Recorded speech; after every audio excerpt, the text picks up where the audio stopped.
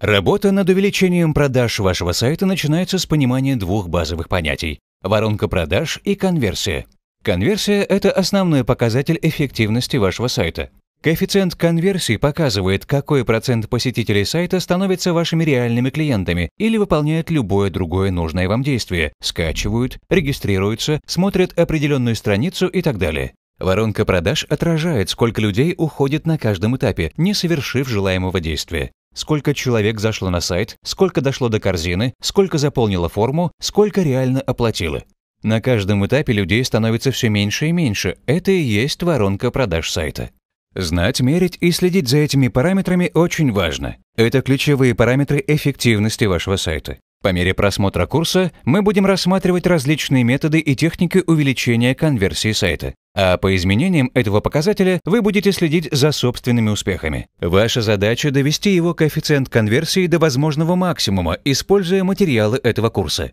Итак, сейчас давайте научимся считать конверсию. Предположим, что у вас или у кого-то другого есть обычный такой сайт-каталог, который торгует дизайнерскими майками. Сайту год, и он набрал свою ежедневную аудиторию. Каждый день на него заходит 500 посетителей. Из них выбирают себе майку и добавляют ее в корзину 10 человек.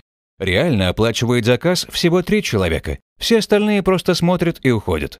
Цифры 500, 10, 3 есть воронка продаж. При таком раскладе конверсия магазина всего 0,8%, меньше 1%. Типичная ситуация для Рунета. Разумеется, такая конверсия вас не устраивает, и вы хотите продавать больше. Первое, что приходит в голову – выделить бюджет и направить на сайт как можно больше людей. Сделав сайт, вы начинаете тратить деньги на SEO и контекстную рекламу. Вы отправляете кучу трафика и, разумеется, получаете больше заказов. Конечно, теория больших денег, чисел, работает. Но есть другой вариант, более правильный, более эффективный.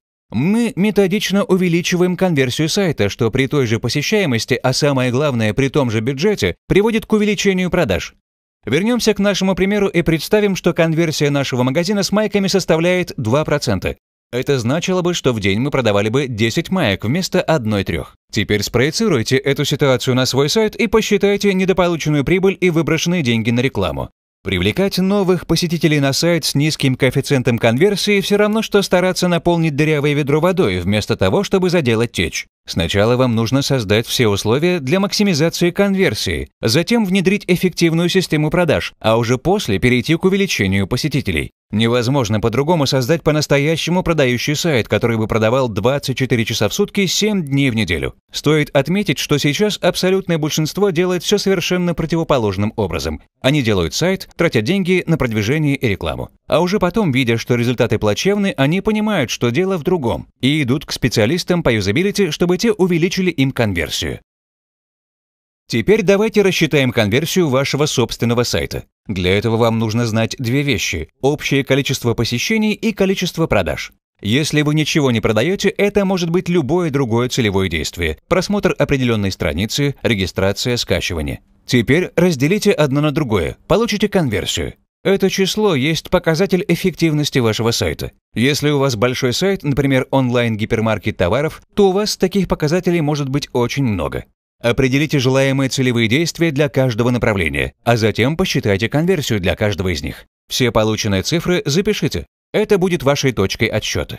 Итак, вы поняли, что конверсию нужно знать. За конверсией нужно следить, и ее нужно пробовать довести до возможного максимума, а уже после увеличивать количество посетителей. Конверсия – это основной показатель эффективности вашего сайта. В следующем видео мы рассмотрим основные причины низкой конверсии вашего сайта.